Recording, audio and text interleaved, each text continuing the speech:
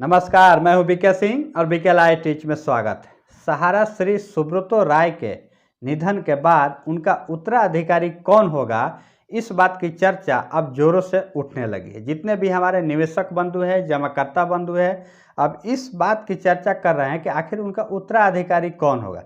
क्योंकि उनका निधन हो चुका है, अब इस पूरे कारोबार को कौन संभालेगा, ये सबसे बड़ा सवाल है। तो इस वीडियो में हम आपको एक पत्र दिखाएंगे जिसके माध्यम से सुब्रतो राय ने अपने निधन से पहले ही इस बात का घोषणा कर दिया है कि हमारे मरने के बाद इसका उत्तराधिकारी कौन होगा। वो पत्र भी आपको दिखाऊंगा, वीडियो में एंड तक बिल्कुल बने रहिए। वीडियो काफ़ी ही नॉलेजेबल है।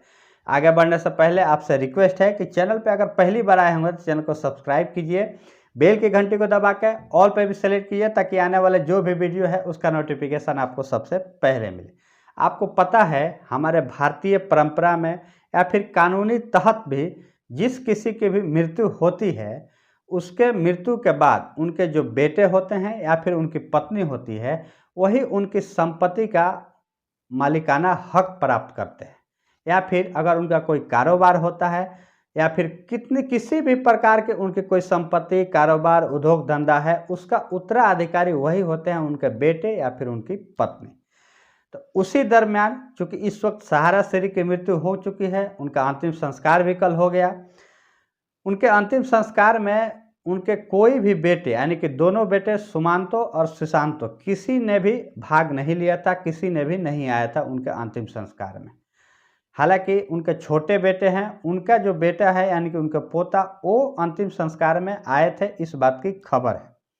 तो अब लोगों को जब अंतिम संस्कार में दोनों बेटे नहीं आए, तब से लोग इस बात की चर्चा करने लगे हैं कि आखिर उनका उत्तराधिकारी कौन होगा। अब वे दोनों बेटे क्यों नहीं आए, आपको थोड़ी सी जानकारी के लिए बता दूं कि ये एक जो भारतीय कानून जो हमारा है, उसी के मद्देनज़र दोनों बेटे यहाँ पे नहीं आए थे उनके अंतिम संस्कार में। काफ़ी दिनों से वो मैसेडोनिया देश में पूरे फैमिली के साथ। सुब्रतो राय की पत्नी स्वप्ना राय, वो भी वहीं रहती है। सुब्रतो राय काफ़ी दिन से बीमार थे, हॉस्पिटल में भर्ती हुए पिछले 12 तारीख को, और 14 तारीख को रात 10:30 बजे उनका देहांत हो गया। देहांत के बाद कोई भी बेटा इस अंतिम संस्कार में शरीक नहीं हुए। उनके जो भी परिजन थे उनको मिल करके सब लोग अंतिम संस्कार किया। कई सारे नेताओं, बॉलीवुड के लोग भी जरूर शामिल हुए थे। अब जो उनका अंतिम संस्कार के बाद, उनके निधन के बाद जो कुछ मीडिया में इस वक्त सवाल चल रहा है, प्रतिक्रियाएं, क्रिया प्रतिक्रियाएं चल रही है, उसी दरबार निवेशकों के भी मन में ये सवाल आ रहा है कि आखिर उनका उत्तराधिकारी कौन होगा। तो वो जो पत्र आया है मेरे पास इस वक्त, उस पत्र का आपको मैं एक स्क्रीनशॉट यहाँ पे लगा देता हूँ। स्क्रीनशॉट आप देख लीजिए। उस पत्र में इस बात की जानकारी दी गई है, आप जूम करके पढ़ सकते हैं।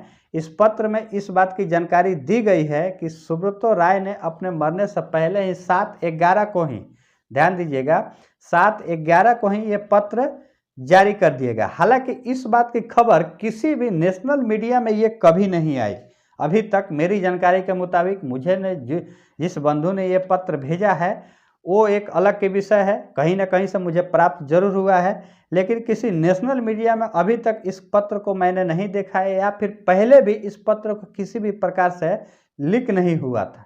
सवाल ये है, तो जो पत्र आया है उसकी पुष्टि तो मैं नहीं कर सकता हूं। जब नेशनल मीडिया में ये पत्र आ जाएगा तभी हमारा चैनल इस बात की पुष्टि करेगा। लेकिन बहरहाल जो खबर आई है मेरे पास, वो मैं आपके समक्ष रखना चाहता हूं।